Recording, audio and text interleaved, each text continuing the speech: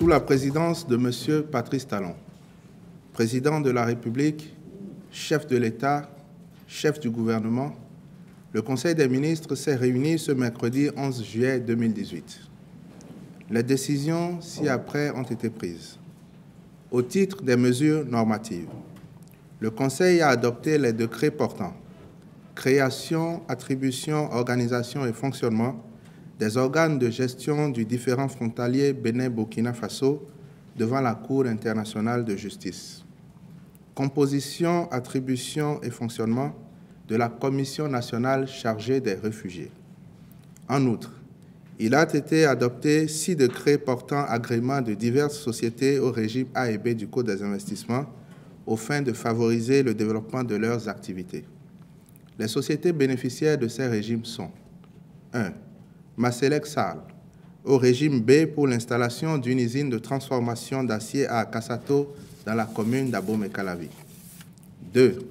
Industrie laitière et de boissons du Bénin Sal, au régime B pour l'installation d'une unité de fabrication d'eau de table, de boissons non alcoolisées et de jus de fruits tropicaux à Ouessé dans la commune de Ouida. 3. La distillerie béninoise Sal, au régime A pour l'extension d'une unité de production de l'eau de vie locale, Sodabi de marque Tambour à Agori dans la commune d'Abomey-Calavi. 4. Bénin Box Sal, au régime A pour l'installation d'une unité de fabrication d'emballages métalliques pour peinture dans la zone industrielle d'Akpakpa, commune de Cotonou. 5. Groupe Akisal, au régime A pour l'installation d'une unité de production d'eau minérale et de jus de fruits à Rumvi-Geli Yenawa dans la commune de Kové. Et 6. Proseigne Sal, au régime A pour l'installation d'une unité de fabrication de panneaux de signalisation routière dans la zone industrielle d'Akpakpa, commune de Cotonou. Au titre des communications, les dossiers ci-après ont été approuvés. Autorisation de ratification d'accords de crédit dans le cadre du projet d'investissement de résilience des zones côtières en Afrique de l'Ouest. Il s'agit de 2 accords de crédit. Le premier, d'un montant de 2 585 millions de francs CFA, est conclu avec le Fonds nordique de développement. Le second, signé avec l'Association internationale de développement, porte sur un montant de 16 500 millions de francs CFA, un don de 8 250 millions de francs CFA au titre des droits de tirage spéciaux, puis un autre don de 6 362 millions de francs CFA du Fonds pour l'environnement mondial. L'objectif du projet est d'améliorer la gestion des risques naturels et anthropiques partagés, y compris le changement climatique affectant les communautés des zones côtières du Bénin.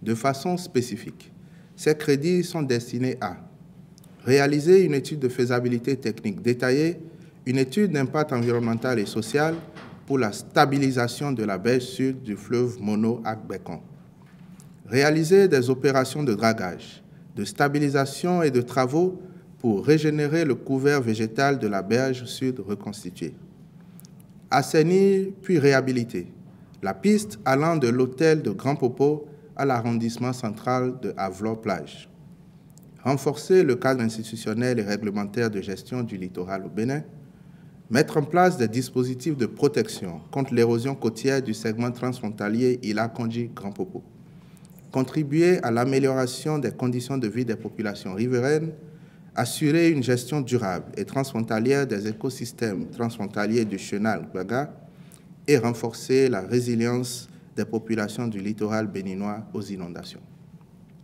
En raison de l'importance de ces crédits pour la mise en œuvre du programme de protection de toute la côte béninoise contre l'érosion, le Conseil des ministres a instruit les ministres en charge de ce dossier d'accomplir les diligences nécessaires pour solliciter de l'Assemblée nationale dans les meilleurs délais l'autorisation de ratification. Politique nationale de la qualité en République du Bénin.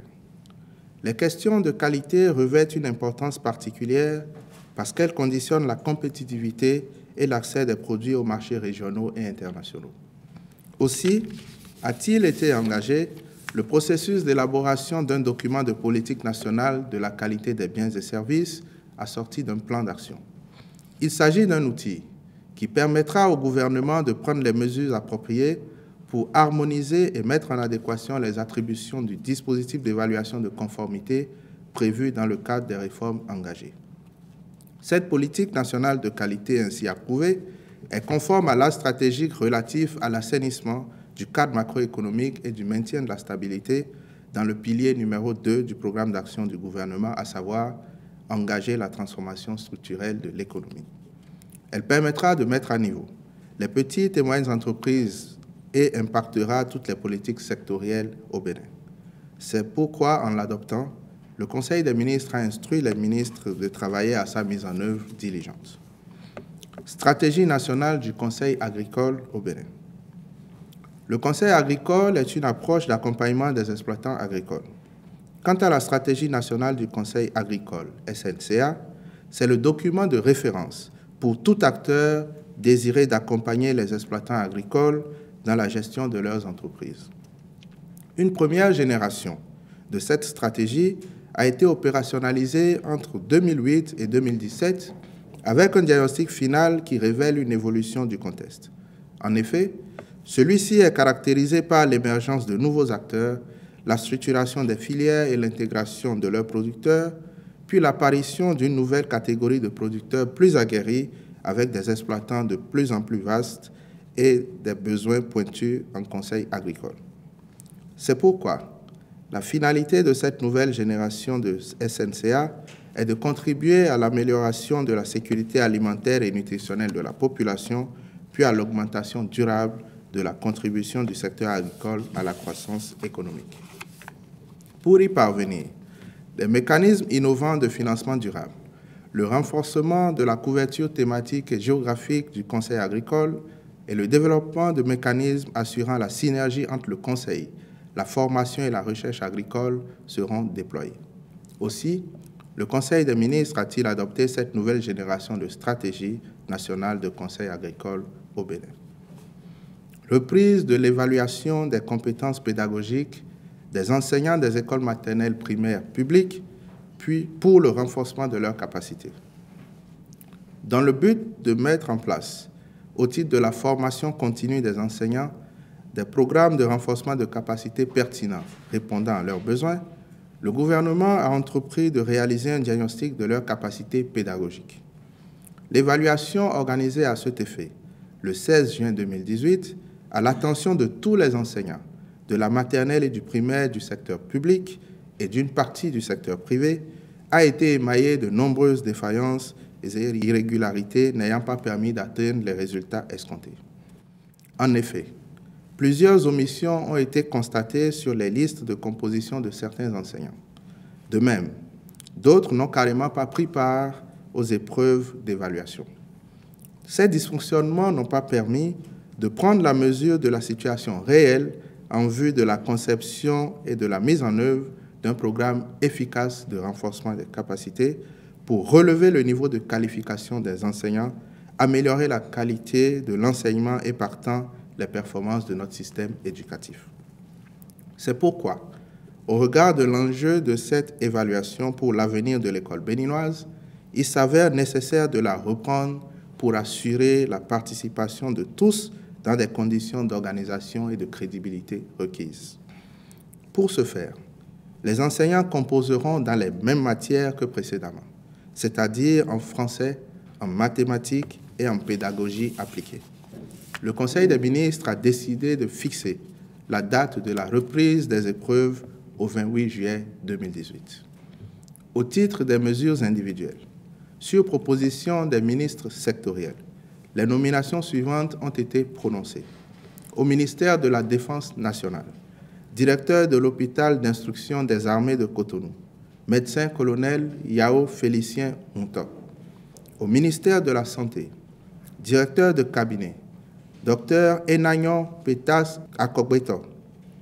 Conseiller technique aux soins de santé primaire, Dr Liamidi Salami. Conseiller technique à la médecine hospitalière, Dr Sibyl Assavedo.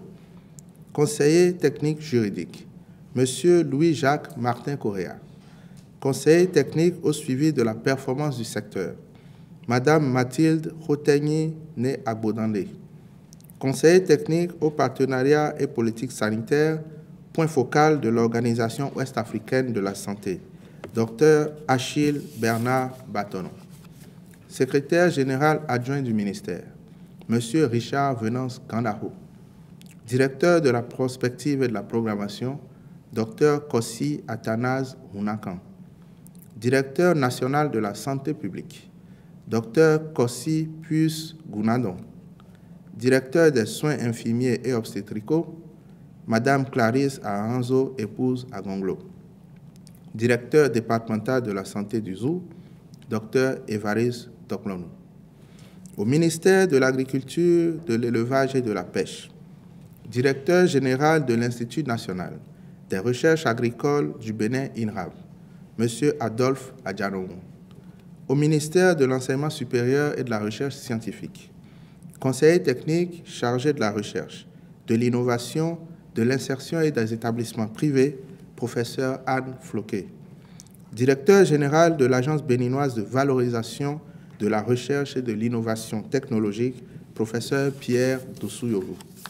Directeur général de l'enseignement supérieur, professeur Kokou Assoba. Au ministère des petites et moyennes entreprises et de la promotion de l'emploi, directeur général du Fonds national de promotion de l'emploi des jeunes, M.